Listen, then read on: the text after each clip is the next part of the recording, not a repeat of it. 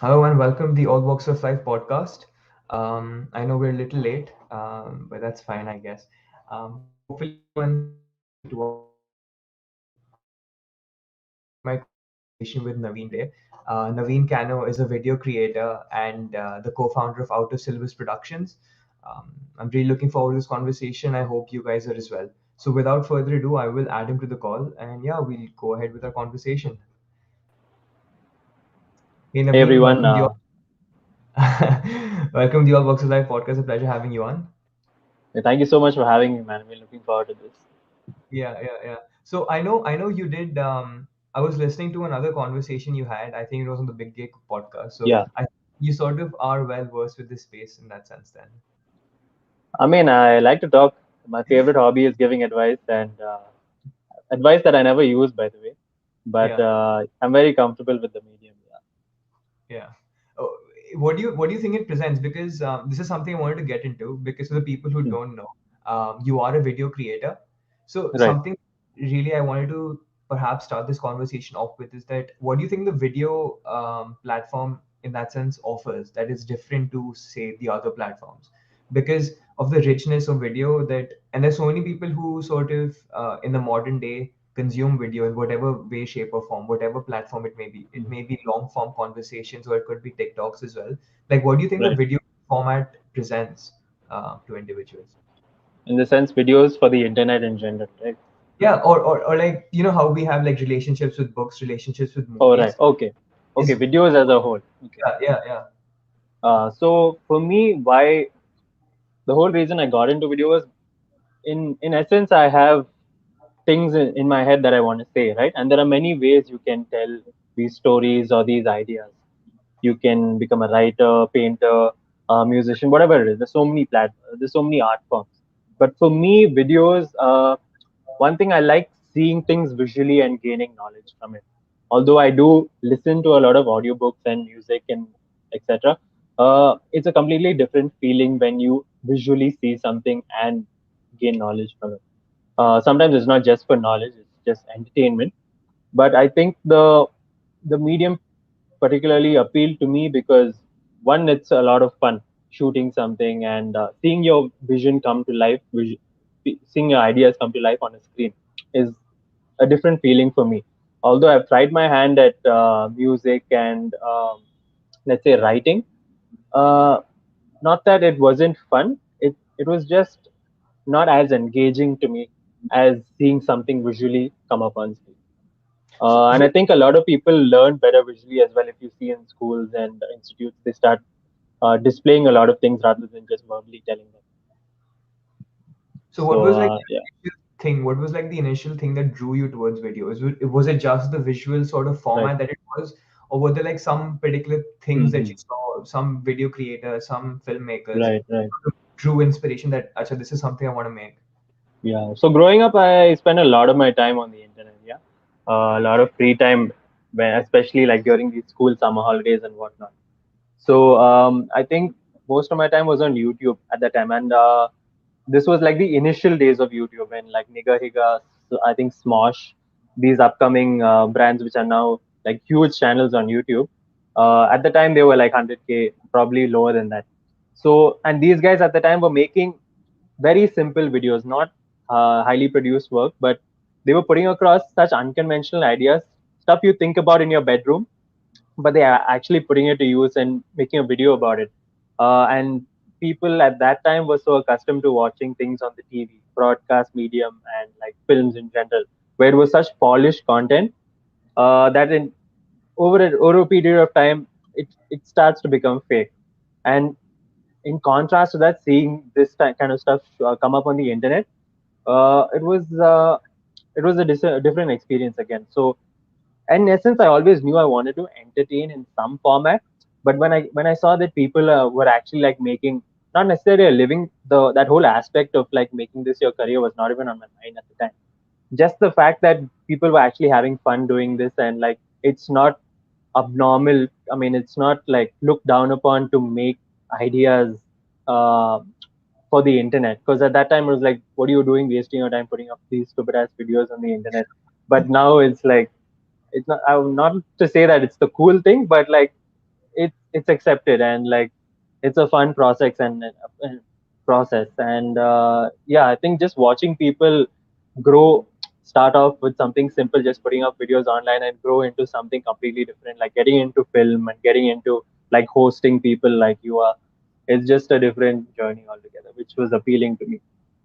What do you think? Because you touched about YouTube in that sense, Yeah. and many people of our generation have, in some sense, consumed YouTube to such a great extent, and they have their own relationship with YouTube, the kind of stuff they watch on it, or whatever it is. But don't you think that, in some sense, it's democratized this aspect of content creation? Because you, as a video creator, if you really Mhm. wanted to perhaps like grind it out and perfect your craft, you probably have to go to a media school, and then perhaps later on go into one of these production companies and then work your way up of that particular scale. But virtually now, with technology, obviously not everyone has it, but it is much the number of people who have it currently are a lot more than they were back in the day. And now virtually anyone who has a smartphone can make a video. Or and I've Right. even seen some of these people who have like the most basic of equipment to make like really good short films or whatever that is. Mm. So, can you speak a little bit about that particular aspect of this? It that anyone in the world who has, Right, let's say, right. can put a message out, and like how Yeah, powerful. exactly. So barrier to entry is basically nothing in this case, right? If you have a smartphone, in some cases, you don't even need a smartphone. If you have like a basic computer or laptop with a webcam, you can make videos. That's how Yeah. like Superwoman started. She used to make sketch videos from the webcam of her old ass computer. So the quality was terrible, but the essence of what she wanted to say and put across was went through, which is the whole point. So a lot of people worry about, I'm going to wait until my equipment is of this caliber or that caliber. Wait till I have this. Wait till I have that to put out my work. But I feel like all you need is the idea. The equipment is secondary. So the whole concept of having to go to film school, first learning the medium and how to tell a story, then working a few years in a production house, learning how to do the business side of things, and then start off making films is a roundabout. It's like a roundabout route and just a bunch of excuses you're creating for yourself to finally make the stuff that you want to do. And in most cases, people go through that whole journey and then eventually realize, I don't want to make a film. I want to do something completely different. So I feel just making stuff on your just doing it. Like I started off, I initially made these excuses as well, I'll be honest. So I wanted to make videos, but I don't know what I had on my mind at the time. I either was too shy or I had nothing to say in particular. So what I did was I used to take photos of myself for Instagram, because nobody used to take photos of me and I wanted myself to like look good on camera. So I just had a very basic camera. I don't know if I have it with me now, but yeah, so I just used to set it up. I didn't even have a tripod. I just used to put it up wherever in the corners of the house there was like a ledge. I just set up there and take photos of me, and that was the entry point. And I used to put those out. Slowly, I realized that I actually like this whole process of creating something visually, and eventually I got a camera, very basic DSLR for college. And again, I didn't. Typically, people would start abusing that piece of product immediately, and they go shoot everything and like make some 10 videos of nothing. I didn't really use it that much to begin with, but over time I realized that maybe I can, because again the same excuse was on my mind where I don't have anything of value to say, and I want when I make my first video, I want it to be like a very professional short film. I want to really perfect the craft, so I kept making excuses to actually get started. But one day I decided, I'm just going to take my camera out, and I was going out with my friends or something like that, and I just decided I'm going to document my day on the camera, and I'm going to figure out the edit later. So I just took a bunch of videos of me around the city, and then I came back home and I compiled it together. Very bad compilation, but whatever. And I put it on my story, and that became like a thing. I just used to do that every other day, and with some trending song or whatever. And this time, reels and whatnot was not a thing on Instagram. Instagram was still like a primarily photo sharing app, and this was just when Instagram stories also became a thing. So I started putting out like mini vlogs. Eventually, I gave up the concept of using my DSLR because like I couldn't take it to college and it was just a hassle to carry around. So I started using my phone and used to vlog. Like I mean, I used to just take small bits of pieces of whatever I thought was aesthetic, or if there was any significant moment happening during the day, I used to like take a bit of that and then compile a vlog together. So it started like that, and then eventually decided that seeing these guys on like YouTube and whatnot, making like mini films, and also the at that time I started developing a love for the process of editing. So I realized that I don't have the equipment right now, but there's one thing I can have is the luxury of time to perfect my editing skills, because I can spend a number of time to make sure the video looks good in the final product, but I can't like get the equipment to make the cinematography good, which is again a misconception, but that was my thinking at the time. So I grinded out the process of perfecting the skill of editing. So eventually I started making these cool edits. The again the what do you say, the practice of storytelling was not on my mind. It was just make cool videos. At the end of the day, no matter what you put up, it has to look cool. It doesn't have to say anything, which I realize now doesn't lead to anything. But it was fun at the time, and I don't regret it or anything. So yeah, it just kept building up like that, from making cool videos to then realizing you can actually you can actually say a message, put across some sort of concept with this video. So I started conceptualizing my shoots rather than just shooting and then figuring it out.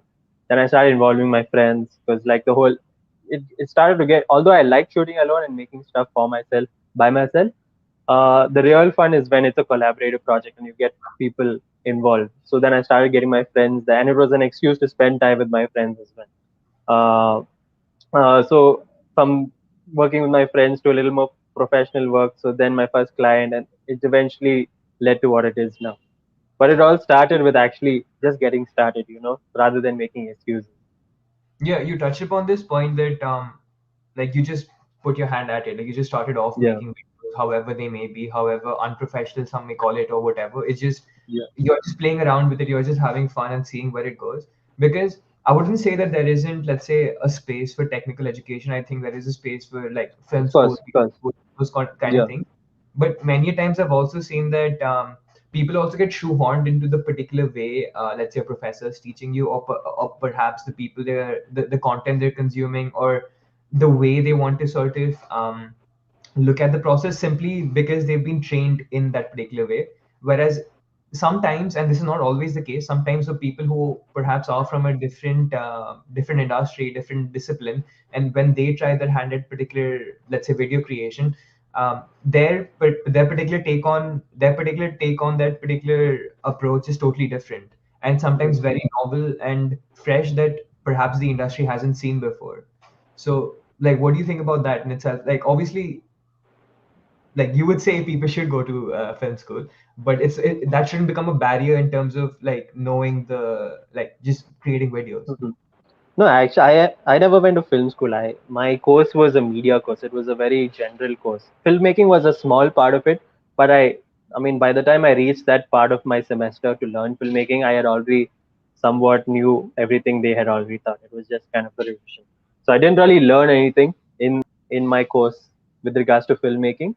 But if you're looking to specifically get into narrative filmmaking and feature films or ads, let's say, and you know that you learn from a very systematic structure, like which is what you'd experience when you go to a college, then I think filmmaking is for you. And you don't go to film school particularly to learn the theory of everything. You go to film school because for the community you'll make the contacts which will invariably help you out further down your career. That's the biggest asset of film school, because doing it alone, you probably have maybe two or three in your immediate circle starting off who are in the same field.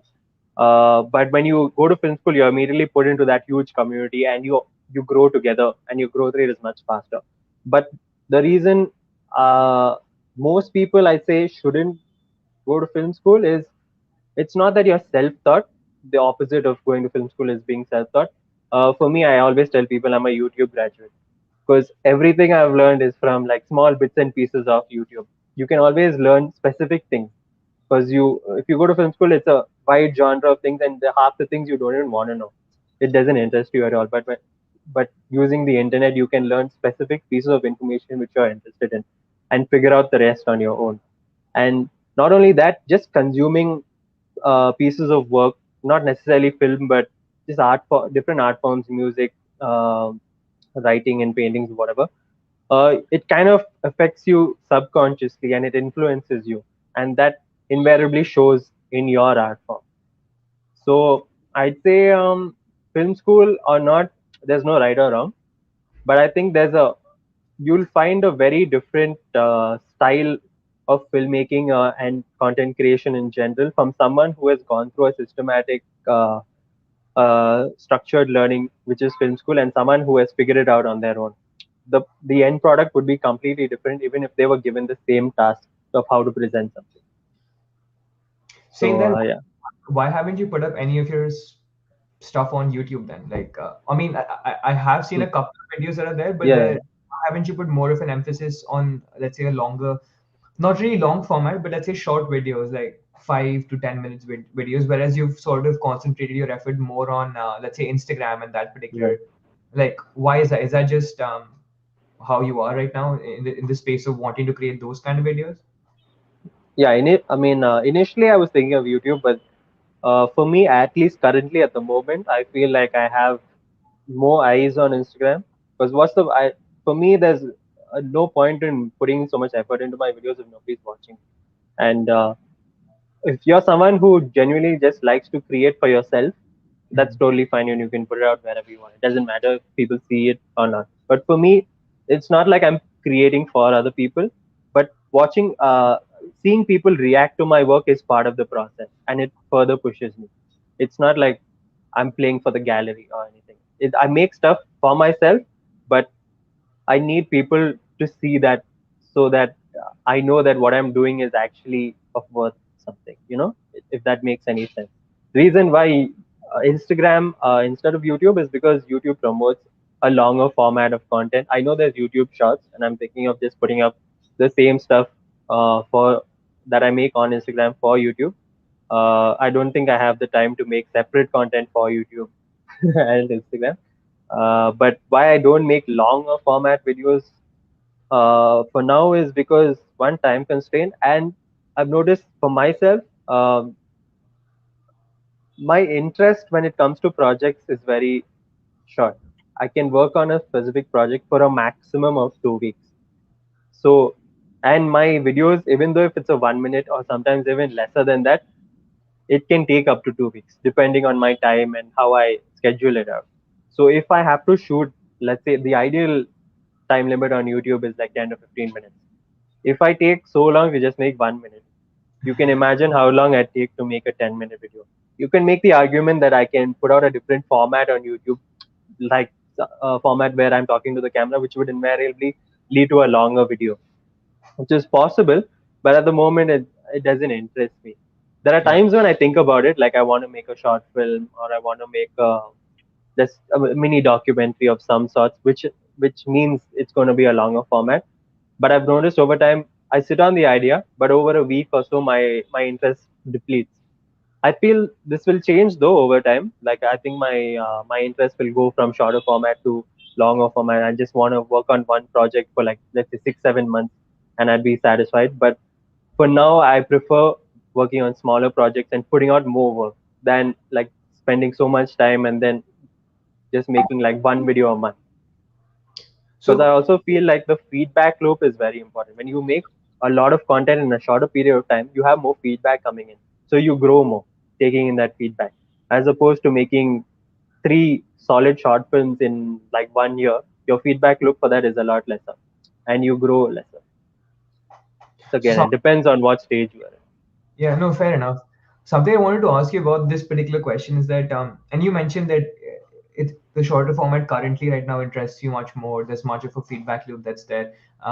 But what do you have to say in terms of like the format of the videos? Like, so for example, I Hmm. make long-ended conversations, and it's still Right. growing. Obviously, I don't have such a large follower base as of now, but I do know that in some point in time, and maybe this is just the romantic in me who's speaking, but perhaps Hmm.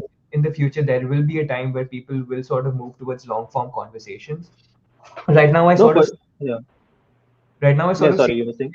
yeah right now I see a lot of the space being taken up by TikTok and Instagram Reels, which is fair enough. But like, what do you have to say about, let's say, the relationship people have with, let's say, a short form video versus, let's say, a long form video? Could be videos, could be podcasts. Uh, for me, I definitely think there is space for long form. 90% of the content I consume is all long form. In fact, when I work, I listen to only podcasts and music. But the podcasts I listen to are like 1 to 2 hours long, and I may not be watching it, but I'm listening to it. So it is consuming long format. And even when I genuinely like watch stuff, it's either a web series or just YouTube content in general, which is 20 minutes and above. So, and if I'm doing it, I'm sure there are other people doing it because the views there are like a million plus. So, sure, there are more. I think most people. I don't think it. In fact, it's not most people. It's just that there are different groups of people who like short form and long form. But I think overall, there are more people that enjoy longer formats. You just don't find them because for the time it takes for someone to watch a TikTok video, someone like 10 people would watch one TikTok video while one person is still going through the a YouTube video. So Yeah. it's not that there's no scope for long format. There definitely is. It's just that I don't think people realize it is all. Also, another thing when it comes to, let's say, the short format versus the long format. So I'm forgetting the name of this person, but there's this person in the digital space. He was like a blogger back in the day when it started off, like the whole internet bang. And he said that it's more important to have like 1,000 true fans as Yeah, compared to fans, because if there are 1,000 fans that you get back to your who come back to your content every week or whenever you post, that in some sense is a much better community than having, let's say, a number that's like 500K, but very few people who actually know and understand your work. And this may be pessimistic from me, or this may be like my take from the outside, but many times when I see the short form content of, even if there are people who are putting up stuff on Instagram or what have you, I yeah, don't know if it's the same extent of richness in their community as it is yeah. in a short, in a much longer format.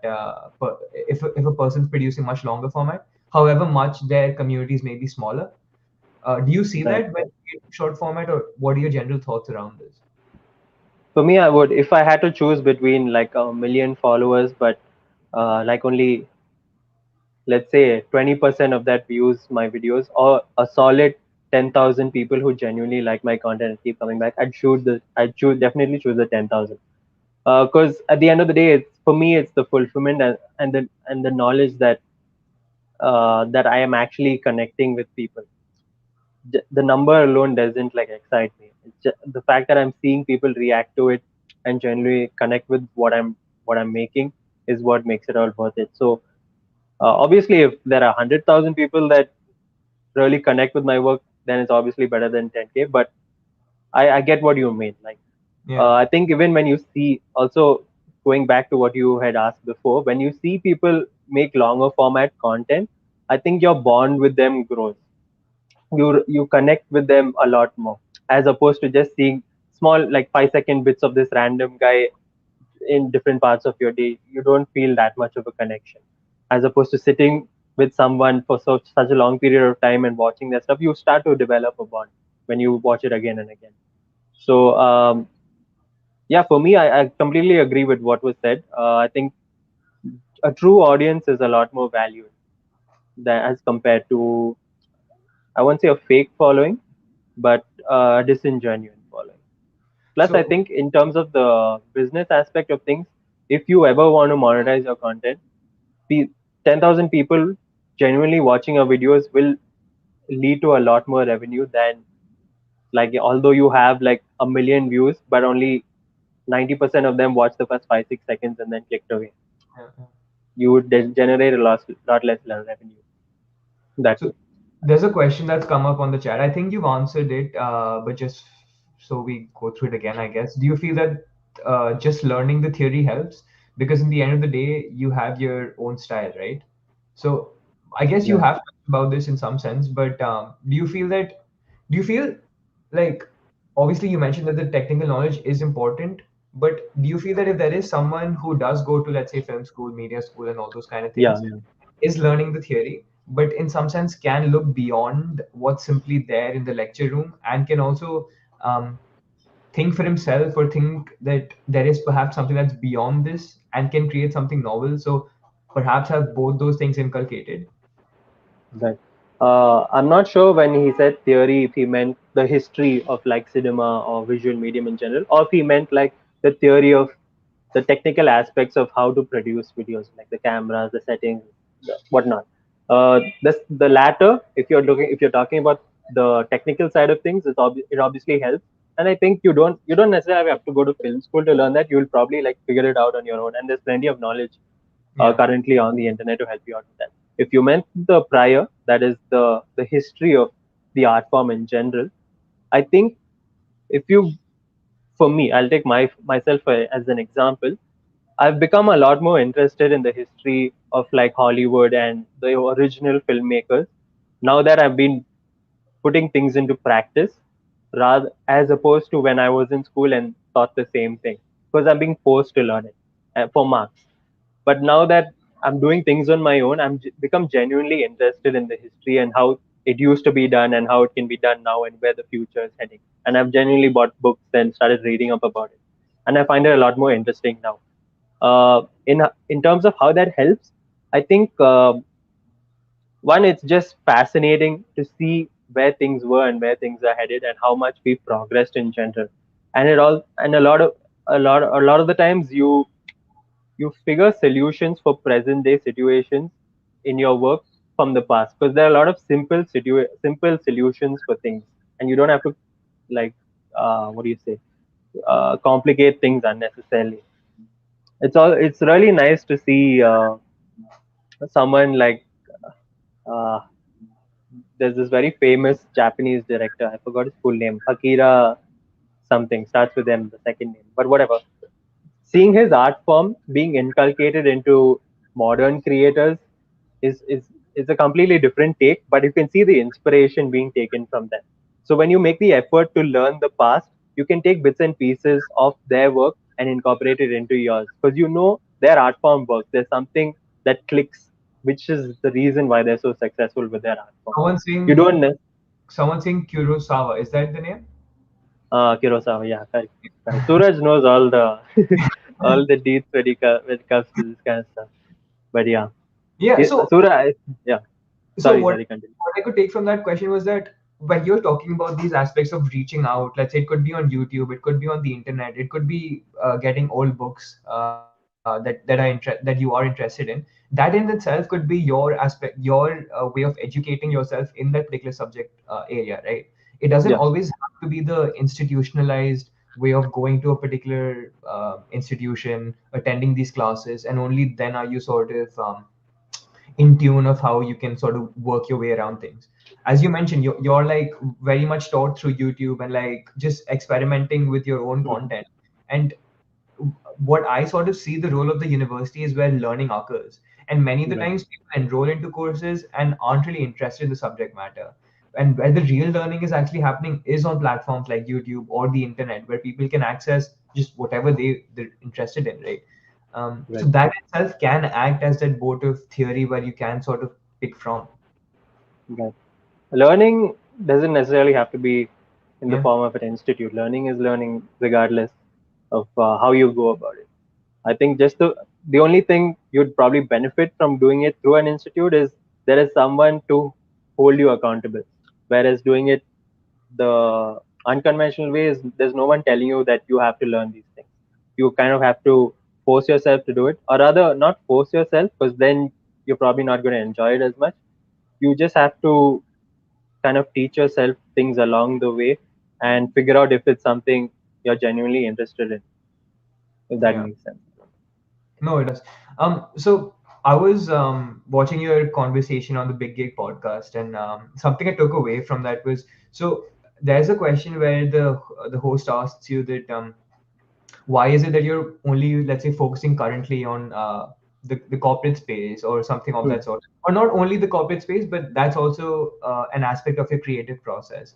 And I think you Right. mentioned something along the lines of many a times many of the new filmmakers or the new video creators almost just look away from the corporate space and say that it's not true enough for me, or my creative process lies in let's say the film industry or the entertainment industry.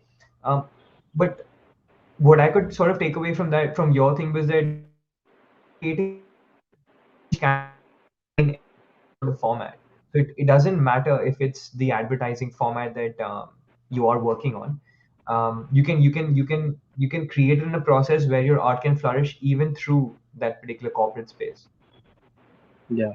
I think creativity as a whole has become stereotyped in essence because people associate creative people now with people who either make like I don't know, travel films, or in the video space I'm talking about Yeah. travel films, or just generic, I mean not non-generic content, like something you wouldn't find in an ad or Hmm.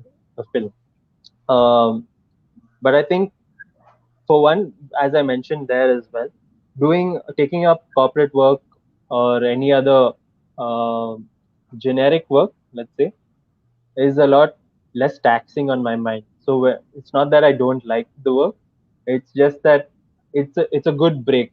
And when I take up a bunch of creative projects back to back, it's really stressful because you're constantly trying to think of something new and different from the genres that are currently there. And when you take up something simpler in form, where you know it's just an interview, or you know it's just a walkthrough video of their office space, it's a lot more freeing on your mind. Not that you're not being creative there. There are still definitely opportunities to figure out where you can put in your own style. But I think there are times when you have to figure out certain formats where you can just experiment certain things without having to invest a lot of your time in them. At least for me, because too many long form projects which are very dense can lead to really fast burnout. And it's always nice to take up a very small, simple project here and there where I can just kind of do the work without having to stress as much. Yeah. Do you think let's say the content that you do put out on your Instagram and otherwise as well? And I think you Sorry, can mentioned you this on the repeat that? conversation. I think Sorry, your sorry. voice. How much did you? Okay, yeah. Yeah, I was just saying that another aspect I took away from the conversation you had on the Big Gig podcast was when your co-founder and you both mentioned that an aspect that you sort of look at your art when you're sort of pitching it to these companies or what have you, or just creating it for personal projects, is that you sort of see it in the very surreal sort of landscape of things. Um, Yeah. and my question here is that, and that's fair enough, that's just the way you sort of look at art right now, but doesn't it in sometimes happen that when you are creating or working on a project, you start to find ways of how you can implement that surreal aspect into that project? And does that then in some side lose some of the I don't know, some of the aspects of the project that perhaps don't require it, but it's simply that you've been creating surreal content, or content that is in the surreal bent for so long that you've almost become acclimatized ki if I have a content in front of me, I can look it through that lens, if that makes sense. Mhm. Again, when you're creating work for other people for their brand, let's say, you always have to be you have to keep in mind that the video is not about you, it's not for you, it's for them, right? So at the end of the day, if their brand doesn't resonate with a certain aspect of our concepts or our vision, you have to be willing to be flexible to compromise or change a few things there. However, most people that we work with come to us because of our specific style.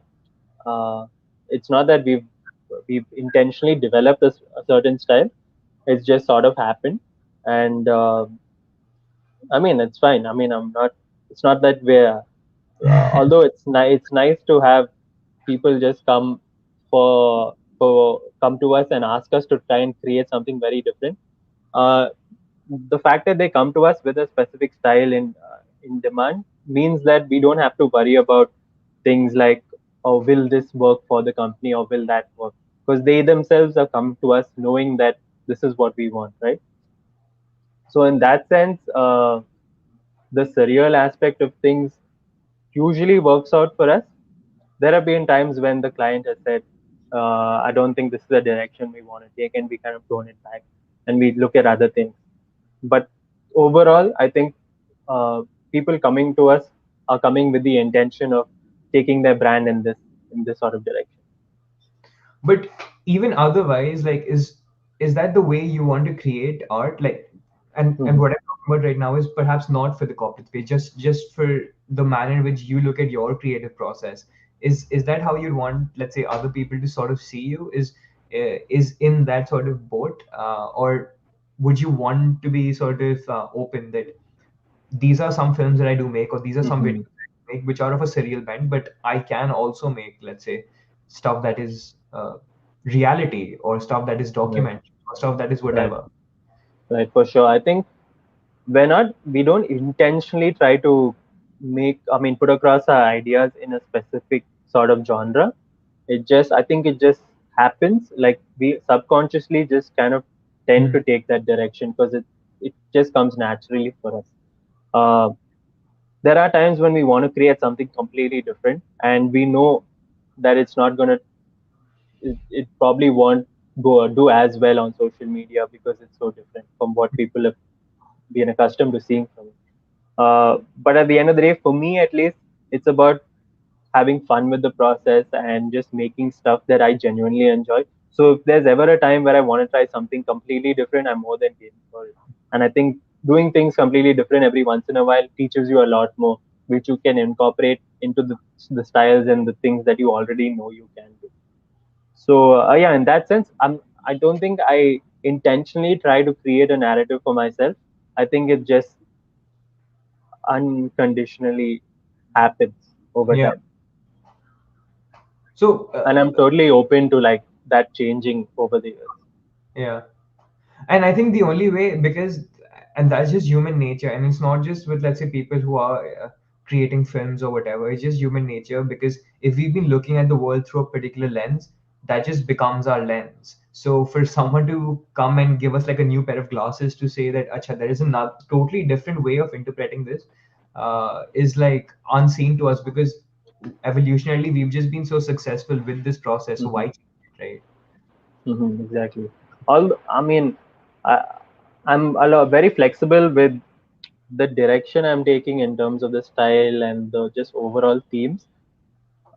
But I'm obviously not going to make a video about teaching you how to like finance I'm not going to make a finance video out of nowhere I don't know, because like man. if I do, it'll be in my style, I guess.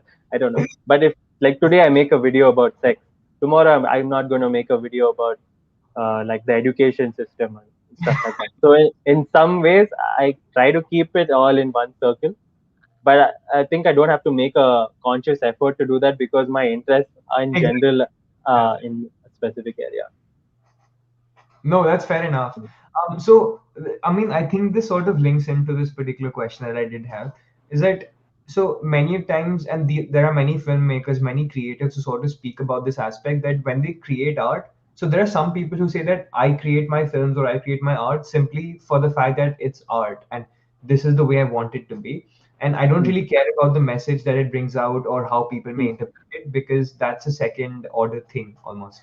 Um, and then there's this other sort of community of people who say that no, the message is in some sense why I create the art, and the message is very much ingrained in the manner I put forward my art. So yeah. I understand that you may not see that it be so far fetched that bringing out a message, but some of the videos you have talked about are very sort of are in some of them are message driven as well.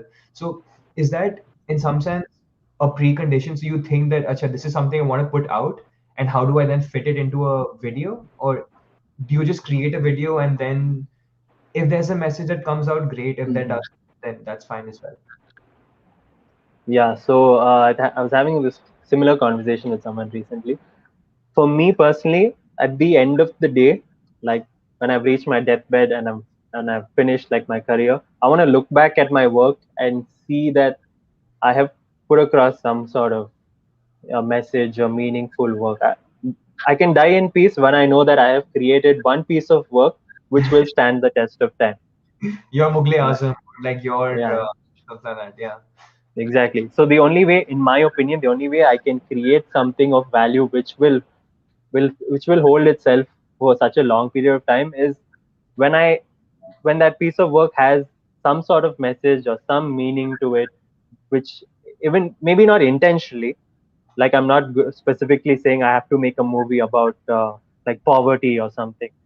That piece of work can unintentionally put across a message or could find a place of relative relatability with someone, and that in and of itself will hold a place of value for that person over a period of time. So although as a whole I would like to create pieces of art with intent, with meaning, with a story that I want to tell, there are times when I just want to make something cool, just something fun, and like it doesn't have to say anything. It just has to look good and it has to make me feel good. I think there's a place for that. It's not that such work is looked down upon or is wrong. But for me, I think overall, I would like to look at content and approach content with intent and with a goal in mind to create or to put across some sort of message. With talking about interest and goal in mind, so we have a question by the chat. Is sex your particular the area of expertise, area of interest? Oh, he's deleted it off also. I mean, I think sex is not talked about. So when you make videos about sex or just in that genre in and of itself, like I don't know, let's say flirting or just talking to women in general, it piques everyone's interest. And I don't, not many people approach that subject. So I think I have a very different take to provide in that area of expertise. And oftentimes, what I see with stuff that's there on YouTube as well, it's very Yeah, like there's just so much stuff that's being made. Like I do agree that it is a taboo subject and people should be talking more about it and what have you. But then again, like the stuff I see on YouTube by the conventional sort of people who have been making similar content, it just becomes the same kind of dating kind of content, which yeah, it just doesn't leave a good taste in your mouth. But when I see somebody who would who does talk about, let's say, sex, um, it just brought about in a very different manner. So yeah, I think I my think. network was slow, so I don't know what of it, but Yeah, I think I lost you mid sentence, but I think I understood the gist of what you were trying to say. I think a good example would be how initially people on YouTube used to make types of videos or Mhm. stereotypes you find in so and so. Which Yeah, starting off, which was great. It was new, it was refreshing. Superwoman used to do it, Nigga used to do it, and bunch of Fuzi Tube. I don't know if he's still there, but all these guys started off with it, and people seeing their success used to replicate that, and it just became a format. Now, when you see it, it's not as entertaining, and even if the content is genuinely good, just the whole topic of using that format kind of puts you off. yeah. So so what I like to do is even if the topic is common, I like to like put it across in a different way. Or if the format I'm using is common, I like to use the topic which is unconventional. So in some way I try to create originality and like just a kind of unique take on things in whatever way I can. And many of the times, and this is just in reference to some of the videos that you have put up. Like I saw the recent video you put up in relation to homosexuality. Like this was in relation to two Yeah, guys just having a conversation about being gay. yeah, And for example, people who say there's nothing in it, but there is, and that in itself is like what's like new about that particular space. Because yeah. yeah, many a times you don't. It doesn't have to be explicitly said in some sense. Yeah, It so is, that's the thing. When I came up with that whole thing, my intention was not to, oh, I want to speak to the LGBT community. I want to speak to how, like how difficult it is to for guys to talk about this. That was not my intention at all, and it's still not my intention. But yeah, it just goes to show that even when you I mean, my whole goal is to create things which happen to me or things I genuinely speak about with my friends in day-to-day situations, right? Because I feel like the things that really work well for me is when I make stuff about things that I know and I do, genuinely. So if you ever see me in a video talking a specific way, that's how I genuinely talk. That's how I genuinely interact with people. So I never act, and I never ask people who work with me to act in videos. I want them to be themselves, and they'll all agree to the fact that they've never had to act for me. Yeah, Maybe initially, but over time, I've stopped asking people to act because I want their real self to show. And people can feel that you're not putting up a front, or you're putting up a kind of character, and they feel that uh, it's so genuine that they relate to it a lot more. yeah, This is just what works for me. I mean, obviously there are films where you act, and whether there are narratives where you create specific situations for the movie, and it works. It's not that my way is better than the other way or anything like that. This is just what I genuinely enjoy the most and what I feel works for me. So when I create certain concepts, even though I'm just doing it for fun, and it's just something that happened to me, it invariably it kind of holds a message to certain people, and that message and the meaning can be different for different people. So it's not that you always have to create content with a specific goal or intent in mind. Sometimes you have to trust that certain people will take away different things from your work, and that's yeah. okay. Do you mind if we play it on YouTube? Like, can I share my screen? Yeah, yeah, I mean, you have to do the work. I don't know. Yeah, let me see, share screen. Yeah, hopefully people can see it right now. So, yeah, so this Nice was the wallpaper, by the way. which one? Acha. Gay Whatever or you're using this. no, I'm not gay. Why not? Because I don't like men like that. Like I don't like them. But I'm a man. You don't like me? I like you. I just don't like you like that. Is what I'm trying to say. But you like me. Yeah, I like you. I just don't. So like you like men? No, I don't like men. I don't like men like that. But you like me. Yeah, yeah, bro. I like you. I like you a lot. I think I wanna kiss you right here in front of everybody.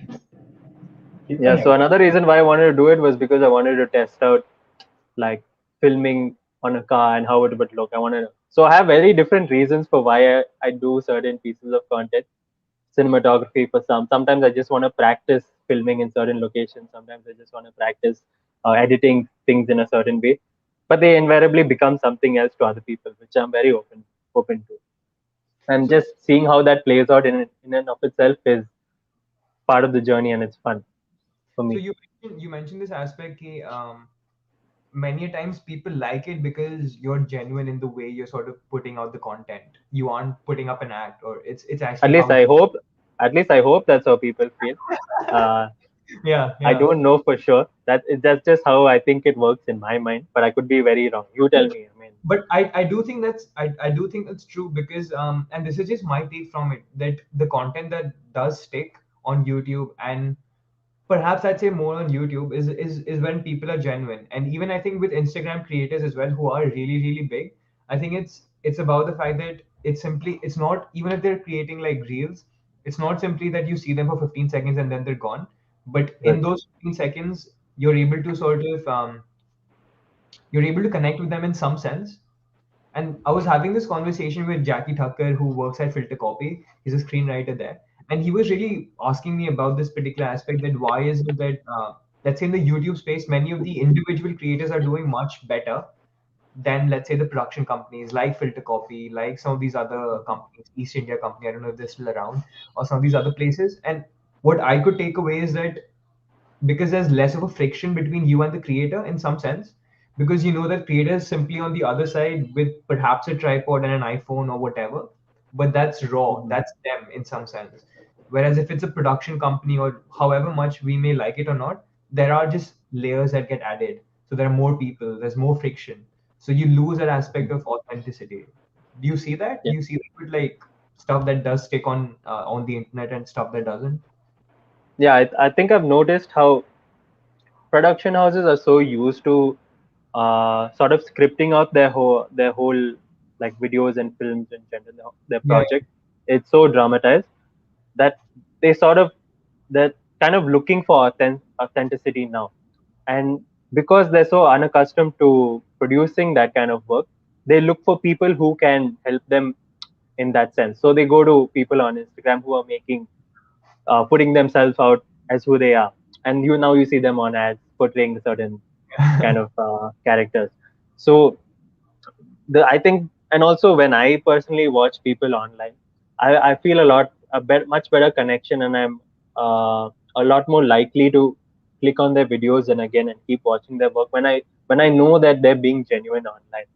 I'm not talking about like putting up like sometimes I like watching people who like act out certain skits and whatnot. That's not what I mean when I say being genuine. I mean being genuine in terms of the content. I can see that it means something to them, and it's a piece of work that they're genuinely excited about. It's not something they're putting out because they know it's going to get a lot of views, because they know it's going to please a certain community. I know it's something they're genuinely interested about, and if I go and talk to them in person, I know that I'll have a good conversation on this because it's something they're very passionate about. So I think that being genuine in life in general goes a long way, not just online. For sure, for sure. And yeah, and it in online as well. I was listening to this conversation yesterday, and it was really people from the Bitcoin space, but what they had like an interesting take to give on like just the social fabric that is there online. Basically, there's so much that people say on Instagram and especially on Twitter, that if you would say that in person, you wouldn't say that because that's just how things are. But because Right. of that aspect of like people being anonymous and people knowing that there's no repercussions to the fact, there's so much that people actually say online. And they were saying that perhaps if we introduce this aspect of, even if it's like $10 or like whatever it is, as something that you have to deposit when you join these social media platforms, that's going Yeah. to just, People. yeah, that's just going to make people like, that's just going to clear the space. But Exactly. obviously there's still problems with it and whatnot. But I found that like an interesting take because I think that is true, that there's so much that goes online that people say and people do, which if they said in the public space, they just wouldn't, because yeah. For me personally, I like saying the things that I know people are thinking, but nobody generally talks about, Right. because I mean, in general, that's the kind of person and I am, and those are the topics that I like to discuss. Like, why you so shy when it comes to saying these things when you know it's what you really feel? And it's not that I want to be offensive. It's not that I'm trying to offend anyone. I just want to put out the real talk. I want to portray the things that people actually want to say in a very sober, and sometimes not so sober, also, but in a very acceptable format, if Yeah. I can say that well enough. No, But yeah, because it's already, because I think that there is truth to that, because we're already filtering so much that even yeah. if we think that we're being unfiltered, that is already through a filtered process. So we should try to be as unfiltered as possible, right? In some sense. I don't know if you have any experience with like meeting influencers in person, but if you have, do you feel like they're very different in person as compared to how they are online? So I've only so I don't know. I've met a few of them, and one of them isn't as big. She has like I think 20,000 followers or something. But Hmm. like she's someone who's come on the podcast before, and I really enjoyed that conversation. That's why I was in Delhi and she was in Delhi, so I thought that we can meet. And when I met her, I really enjoyed the conversation, and I couldn't. And it was the same person that I'd spoken to online, and it was the same person that Yeah. I watched her videos on Instagram or whatever. So luckily for me, I actually haven't come across a person who is, let's say, different, but I've heard. I don't know. Yeah. Have you had experiences? Not really. I mean, and that's not the circle I generally mix with, but it's a topic on my mind which I don't have an answer for, but I'm curious to see where it goes. The Most of the times, the people who are genuine online and in person aren't that aren't doing that well in Yeah, terms of social media. But so I've always been curious, how far does that genuinity go? yeah, Because if that was the key to success, then there should ideally be a lot more people who are like let's say like big on social media. But that's not the case, right? So I just want to see where this goes. How long, up till where can it go till I'm sort of being forced to be fake? And once I feel like I reach that stage, I'll probably like take a break or just like leave social media in general. But And it's just and right something I want to see. Yeah. and right now we're just speaking, and again, like I met Vrinda, and she's great, and like no offense, like she's not 2 million followers or something. She's Mm. doing great work, but I understand the point that you're trying to make. But Yeah. again, like we're just speaking out right now without actually knowing the crux of the thing. So maybe perhaps when you cross 1 million followers and I meet Mm-hmm. you were totally different when I spoke to you online, man, like and things like I that. mean, online, I have to see that's the thing. When you meet someone, especially online, at least if when you meet them in person, you can kind of gauge the person. You can see what how they would respond to certain things based on their body language and the way they talk. But online, it's a lot more difficult. I don't know how certain people will respond to certain things that I want to say. So at least the initial parts of my conversation, I try to be a little bit filtered because I think that goes a long way. But over time, I start being myself and I start losing friends also this way, which is fine. I'm totally okay with it. Yeah, But yeah. yeah, I think uh, being genuine online can be hard, but I sometimes feel that you have to sort of filter out certain things. You can't just say anything and everything. Yeah, no, that's true. And that's why with my podcast as well, if it's possible for me, as much as I can, I do have in-person conversations. So I have had in-person Yeah. conversation. And even for, let's say, obviously those points do stand, but even in this aspect of like when you're, as you said, in a room, Mhm. even if words aren't spoken, there's just stuff that you pick up that you wouldn't otherwise, let's say in this particular medium. Because and I've had this conversation with many people in the past as well, that you may think that I'm speaking to you when I'm speaking to you on like this virtual platform, but it's more Mhm. than I'm speaking to your avatar. It's more than I'm speaking to the person who's being represented on this 2D screen or whatever. So Yeah.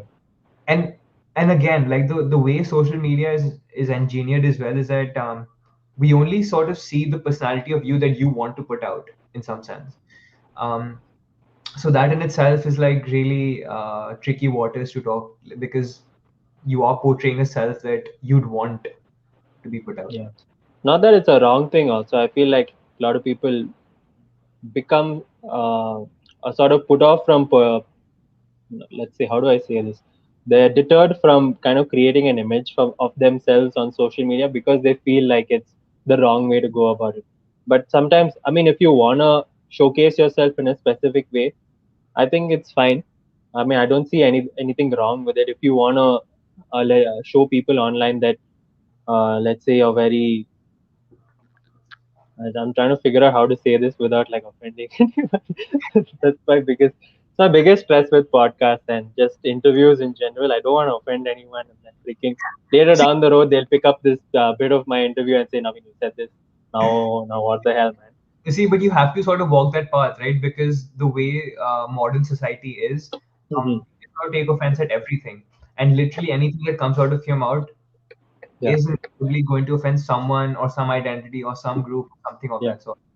I think So lifestyle influencers are a good example. They have to portray themselves in a specific way to grow and further their career, right? Although I'm 99% sure they're very different face to face and in person.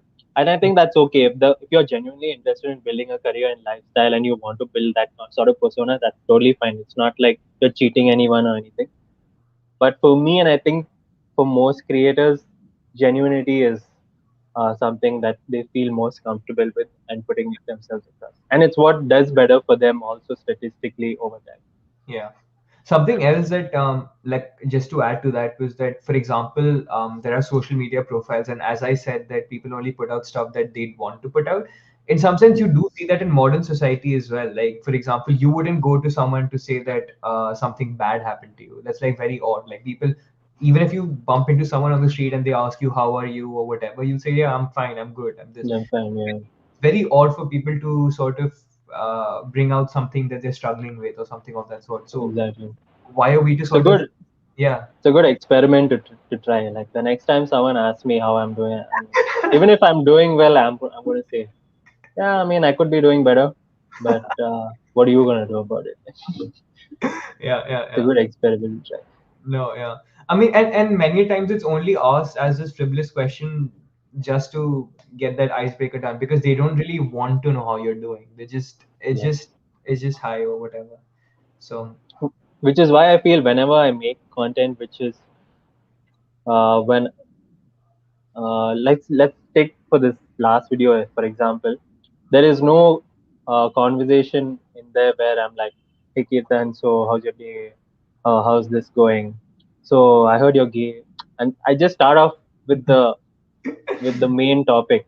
And I think over time I've realized people like it when you cut to the chase, right? yeah, If yeah. you're calling someone for specific reason, tell them within the first 5 seconds. And when people call me also, I much prefer when they tell me what they want Huh. within the first 5 to 10 seconds, rather than, hey, how's your day, man? So I heard you're doing this, you're doing that. That's really nice. Reason I'm calling you is because so and so and so. So if they call me and they say, hey Naveen, do you have a minute? If yes, can I talk to you about so and so? It's a lot more genuine, and I feel I'm Mhm. more interested in talking to them that way. So I try to incorporate that those same sort of aspects in my art form.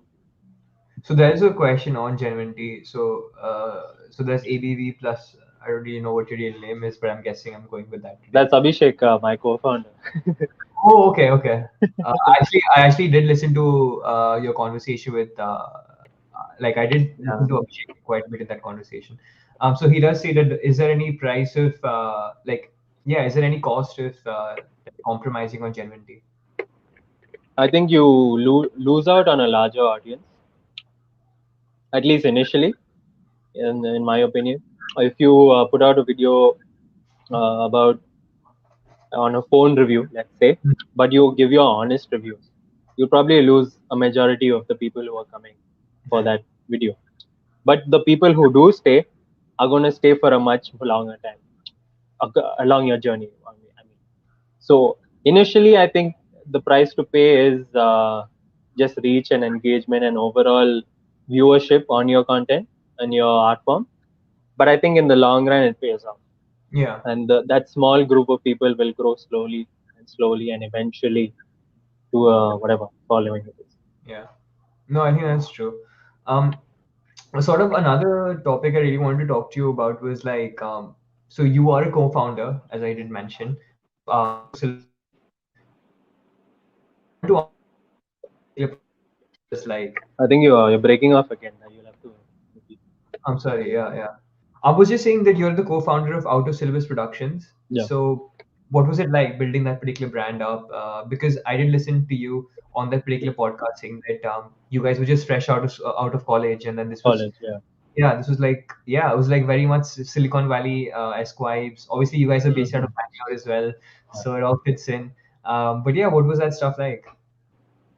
I think for most people at least, when they start something in on these lines like a startup or just a business venture in general, I think the first thing they think of is this going to be successful, where is the future of this? For us it was more about this is something that we genuinely like doing, which was making videos and films in general, the whole production aspect of things.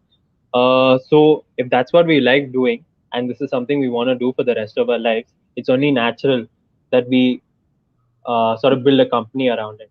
Whether the Hmm. company does well financially or not is not on our minds. The only thing that is sort of important to us is that we're having fun along the way. And I think success is just a consequence of you having fun and Hmm. building the brand.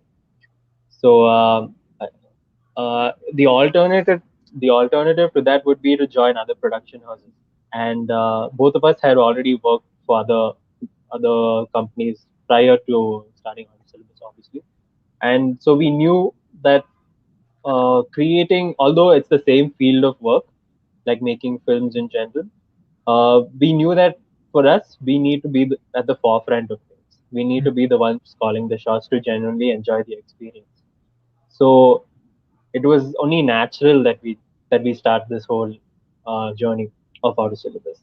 It was not about let's see where this goes, and if it works, it works. It's this is what we're going to do, and it will work because we genuinely enjoy it. What are some things that you've come to learn, like as a young founder or something like Mhm. building the company on your own? Like, I did listen, and again, I'm sort of quoting that particular podcast so many times because that's in some sense a glimpse into what you guys have Right. actually done in this particular space. So yeah, what's it like? Because I you did mention over there, both Abhishek and you, that you guys, because it was only the two of you, it was Mhm. liberating as well as like really taxing at the same time, because obviously you could sort of take the creative venture wherever you Yeah, wish because there's no sort of people to cater to. But then again, you guys just were really taxed in terms of like the amount the of work and everything. yeah, yeah. So how was that like? I think our biggest, if we've learned anything, it's that most people who want videos don't know what they want. And you kind of have to help them, because the people you work with from a production house are very, their strength is building businesses, building products. Their strength is not figuring out how to creatively sell their product or business, right? Mm, So in that sense, they don't really know what direction to take, and they expect you to sort of figure that out. uh, Initially what we thought was the requirement was just figuring out how to shoot things well and edit the videos well and sell it. What we thought was that we'd expect the client to know how to sell things as well and mm, what would work for them. But when you're doing something new, as and we're trying to create new genres and new pieces of work, something very different. So when you're doing things along our lines, you're gonna run into the problems like where people don't know exactly what they want. So I think the solution for that we've learned is really just spending more time with the people we work with and try and understand where they're coming from and what their interests are. When you To give you a good example, making a music video for someone, the easiest way to do it is get in touch with them on call, ask them to send you the song, you will listen to the song and then tell them this is what I have in mind, does it work? And most of the times they don't know. This is most of the times they don't have a good video, which is why they're approaching you. So they don't know what would work and what wouldn't work. They just trust you to make something good, and sometimes that doesn't work, or the video may be good, but once the product is finished, they may not resonate with it as much, and they may not like it because it's not really them. uh, Initially we thought it was their fault because they didn't tell us what exactly they wanted, right? But over time you realize uh, you kind of have to figure out your client's area of interest and who they really are and spend time with them. So if an artist approached me today and if asked me to create a music video for him, I'd spend a few days with him before. Few days is a bit much, at least a day. Like I spend a day with him, roaming around and just trying to figure out what kind of a person he is in general. Forget about the music. Where his interests lie. Is he interested in like, I don't know, economics? Is he interested in hip hop? Is he interested in like Bangalore food? These small areas, when you incorporate them into the art form of the music video, it's going to be a much better project. It's going to be a much more meaningful uh, video to your client as well, yeah. and the video just generally is better. So don't you think, because you said that many times when you started off and you were going to these corporate spaces or artists, you felt that they should have been giving you this sort of thing that I said, this is how I sort of envision it to be. But isn't isn't it not their fault? Because in some sense they are coming to you, right? Because and you are the production house, so they would expect that, acha, this is what I have, like this is the stuff I create, this is my product, this is my service, and you guys are a production company, you guys can figure out a way that this can be channeled. So Yeah, I think as long as we do our part in doing our best to get out as much information from them, like yeah, sending them mood boards, asking them, does this work with your brand? Does this resonate with you? And we send them reference videos as well. If they don't, ideally, I'd expect them to send me reference videos of what they want. But if they can't, I'll put together a compilation of reference videos of what I think would work, and I send it to them. okay, After all this, if they give me the go ahead, for me that means he's happy with what the product would look like. And if after that they're not happy, then I think it's not entirely my fault, because I did everything that I could to get the good amount of information from you. But if things still don't work out, then not saying it's their fault again, but I don't think it's completely our yeah, fault. fair enough. Um, so as a part of like out of syllabus production, you got the chance to sort of work with KL Rahul. I saw, like, how was that? Like, how was working with someone like him like? Yeah, so he was, I think, if not our first client, he was definitely our first two or three clients. The, Oh wow. definitely our first big client. So at the time, and it was not KL Rahul approaching us; it was his manager who was familiar with our work. So and he liked the style of the videos we made, and this was during the first lockdown. So cricket had to take a pause for that time, and so a lot of these celebrities, I mean, sportsmen in general, have wanted to continue being relevant online by creating pieces of content unrelated to cricket. So he approached us with that, with keeping that in mind. Regarding the professional side of things, we had no idea as to how to put across the ideas to him. We didn't know that we have to make a mood board. We didn't know that like how to conduct a meeting in general. We kind of had to figure it out through that process, and somehow we did. We asked around, and like and the manager also knew that we were fairly young, so in that sense he gave us a little bit of slack, I think. And he would always give feedback before he always sent it across to KL. Like, I think this wouldn't work. This is not what he'd like. Can we do it this way, and this way? This is our interest. So in that sense, he helped us out a lot. Overall, what I think we figured out through that whole process was I think there are different sides to people, and they want to portray certain things, right? KL as a cricketer is a very different persona from KL as a person just living at home and roaming the city, which is what he wanted to put across through that video. So we approached the project with the intent of making cricket videos of him playing in the, like, practicing, and just genuine cool videos with some fancy edit of him playing.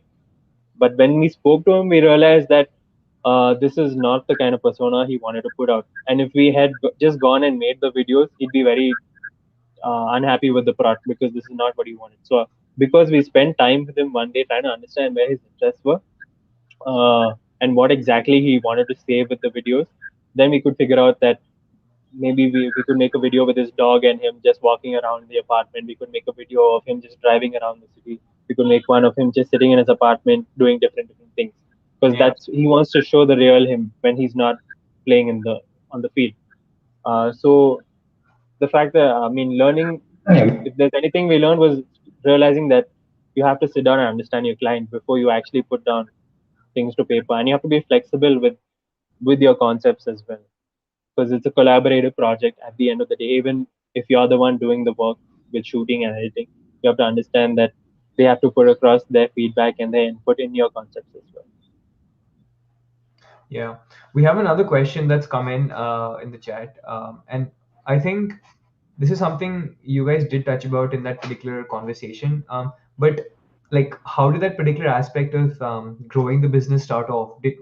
Wouldn't it be more perhaps I don't know, perhaps a better way to join a smaller or another bigger, what's it called, media company or a Media, production house? media house production. Yeah. Yeah, yeah, and sort of work your way up, and then perhaps Mhm. after your trade for a couple of years, then starting something that's a fresh and something that's of yours. Yeah, again, there's no right or wrong way. So if you're someone who has no clue of how things work, but you know you want to get into this field, and you know you just want to make videos and films and ad films in general, then you should probably join a production house and, like, work. I'm not saying you have to work your way up to the top and become the lead producer, the lead cinematographer, but just join and figure out how things work. You Yeah, spend a year or 2 years with them, you will start to understand the business side of things, of how there are certain procedures you have to take while making a project. You can't just go shoot, edit, done. It's not over. It doesn't work like that. You learn the process and the procedure. And however, if you're someone who has an idea of how things work, and uh, you already have a vision of how you want to go about things, then you could probably start off on your own and build, maybe freelancing initially, and then slowly work with other people to sort of form a brand or a company.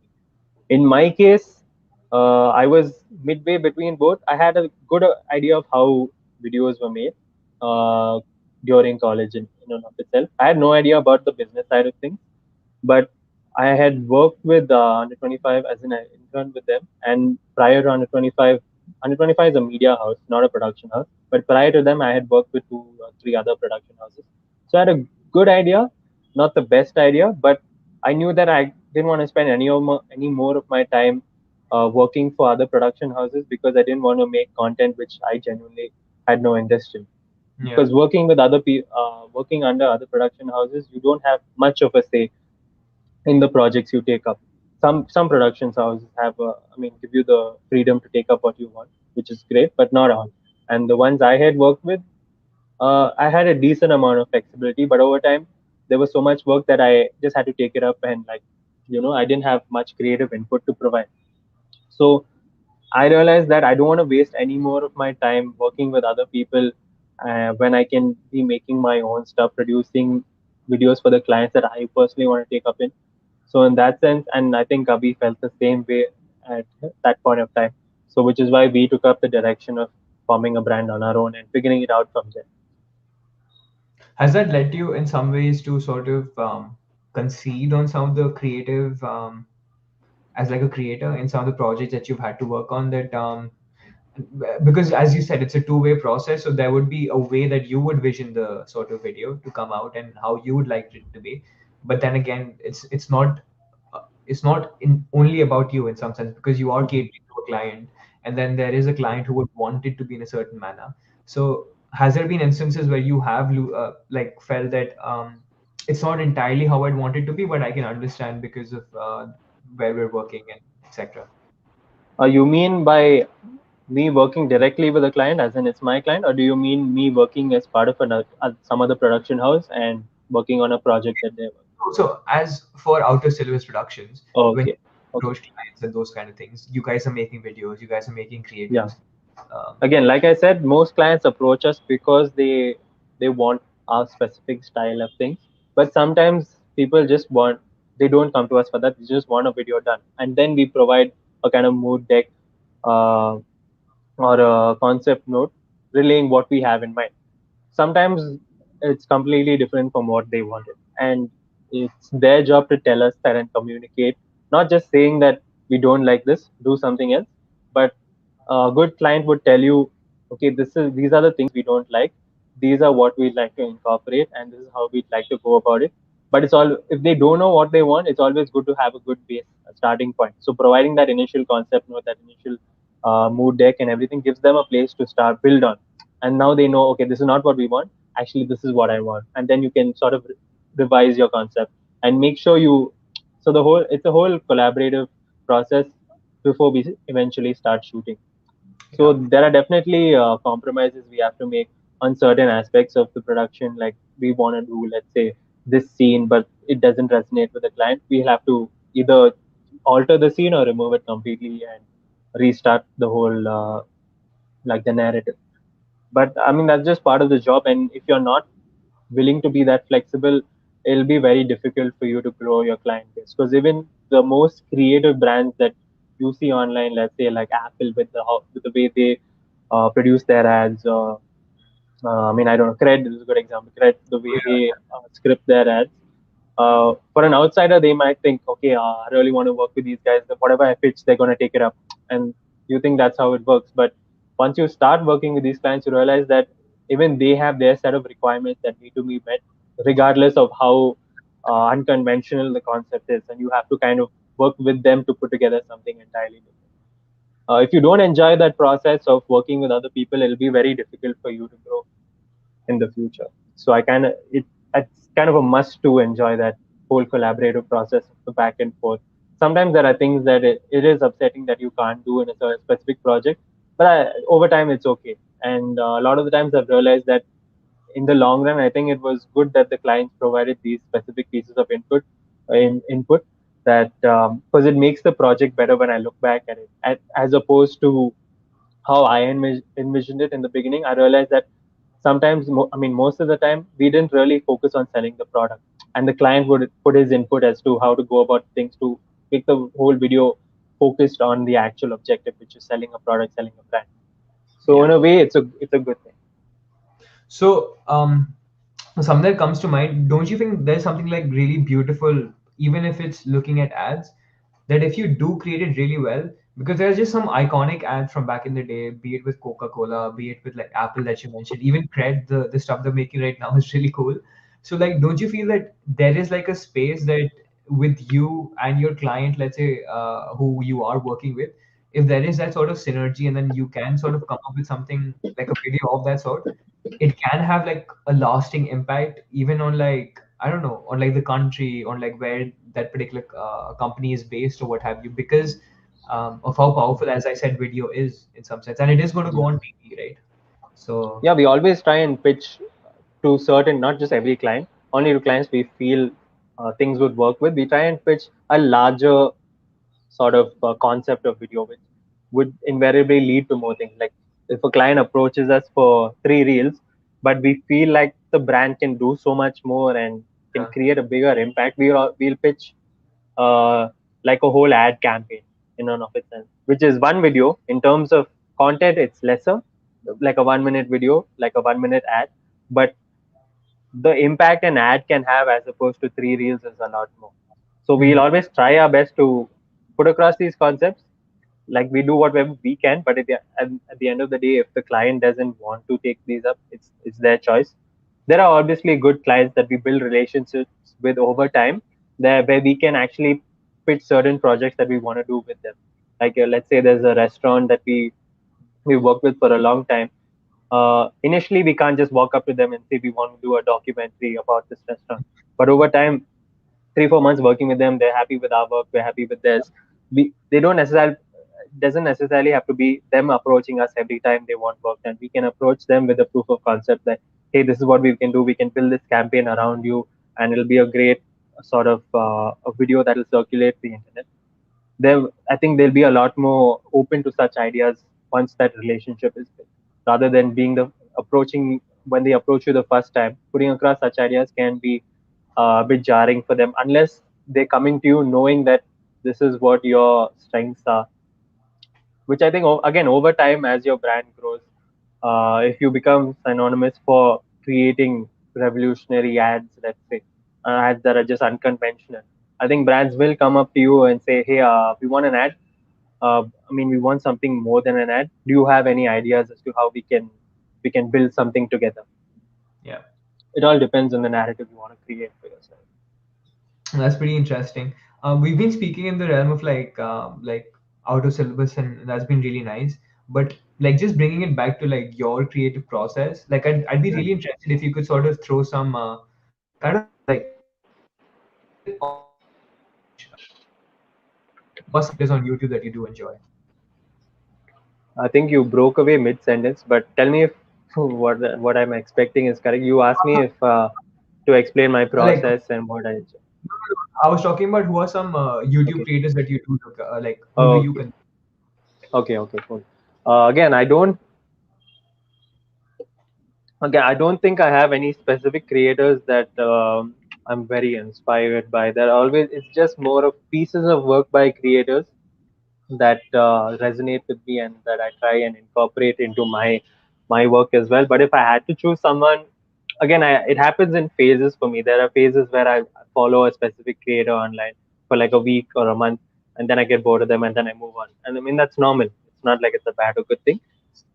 But the people who have probably stayed with me for the longest, I'd say Casey Neistat. Um, on YouTube, maybe Suraj is one, by the way. And if who's on the chat right now, if Suraj ever puts up a video, I'll always click on it because I just genuinely like his style. But on Instagram, there are again random people who I just follow because I like their work. Yeah. Whenever they post once in a way, I'm not following them because it's them. So most of the times it works like that for me. I don't really care about the creator as much, but I Hmm. just care about specific pieces of work, and I keep coming back for that. And if the work is really good and it is something that's Yeah, drawing attention, I'll you'd want stay. Yeah, more. You exactly. want to know more about the creator as well, right? Then Exactly. For yeah. me, although for the most part, most creators I've sort of followed eventually fall off. I was not a fan, but there was a brief period of time, I think during like 2016, 17, before my board exams that holiday, where I was watching Logan Paul vlogs, or that whole gang in general. He was Yeah. living with his roommate, and there were three other people in that apartment. I used to watch all their vlogs every morning for like a good month and a half. And but over time, I don't know, it just became boring for me, and I just dropped that whole creator in general. I don't watch any of their stuff anymore. Yeah. But they're still growing, much bigger than what they were. So The people who turn eventually, I get. there are people who turn 16 every year. So there'll be Yeah, yeah, exactly. there'll always be good content. There'll always be good audience for Logan Paul, right? Yeah, exactly. So Yeah. yeah, I mean, I don't stick with creators for that long. It's very rare that I do. If I, Casey Neistat is the only one who pops up on my recommended every now and then when he posts. He doesn't post as much now, but I think I'll always click on his video, even if one or two videos don't resonate with me. But I Uh-huh. can't say that for every creator. If I find like either this one or that one doesn't resonate, I'll probably drop them as a whole, or maybe come back to them much further down the line. Yeah. So talking about like creators you like, so there's a question in the chat.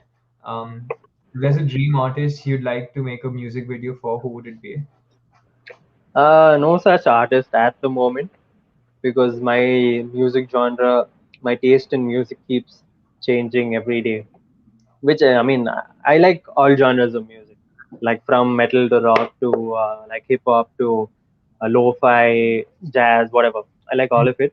So I think my dream artist would be someone who wants to make more than just a music video. Who's I think that it's not really a specific person, but just a person with a specific mindset is would be my dream. And when I say more than just a music video, I don't mean like a music video with reels to promote the music video. That's not what I Uh, mean. I mean like I want someone to approach me with a vision of through this music video we can achieve this certain thing, which is what I'm looking for. like the iconic ones, like Rolling Stone, Exactly, and exactly. yeah. I don't have a specific like target or anything. I'm waiting for someone to approach me with a specific like idea, and then Okay. I'll see if I'm into it. I'll take it up. It could be even like a documentary But there's nothing music that, video. but there's no particular artist that jumps out to you right away, like acha, that singer or that, I don't know, I that mean, film. there are artists that I like listening to their music, but it's not like my dream to make a music video for them. Like, I think I'd much rather work with the artist I enjoy, who like speaking to and connecting with. Even if I don't particularly, even if I'm not the biggest fan of his music, I definitely enjoy making the music video for him if I like the person. Then if I, let's say, like Kanye approaches me and asks me to make a music video, I'm not that into his music, so I Yeah. mean, I wouldn't. Yeah, yeah. Fair enough. Fair enough. To each their own. Listen, Naveen, it's been absolutely fascinating having this conversation with you. I really enjoyed it. Um, Likewise. yeah, is there anything before we go that you'd like to pitch? I don't know, your company where people can find you on social media or any other thing? You can find How to Syllabus on How to Syllabus Productions, and you can find cringe content on How to Syllabus on Instagram. If you want to check out my stuff, you can just check me out on Naveen Cano on Instagram. I'm not active anywhere else. As much as I want to be inactive on Instagram, I am active. Although my dream is to post stuff and then bugger off, and I just see like 10 days later if the content does well or not, and Yeah, I yeah. come back to post. That's my dream, but it's a little bit difficult to What about detach yourself from it. because while you were having this conversation on the get-go, you did say that that aspect of how that content is done is also like something that you really like to see. Yeah. So isn't that aspect of community engagement like inculcated in your creative process? For sure, but I think over time you sort of, for me again, I'm not talking about Yeah. people in general. For me, I think if I once I start looking at people's reactions too much, I become uh, too dependent on it, if that makes sense. And I'm making videos for their reactions. Yeah. Although initially that was not my aim, it sort of happens subconsciously.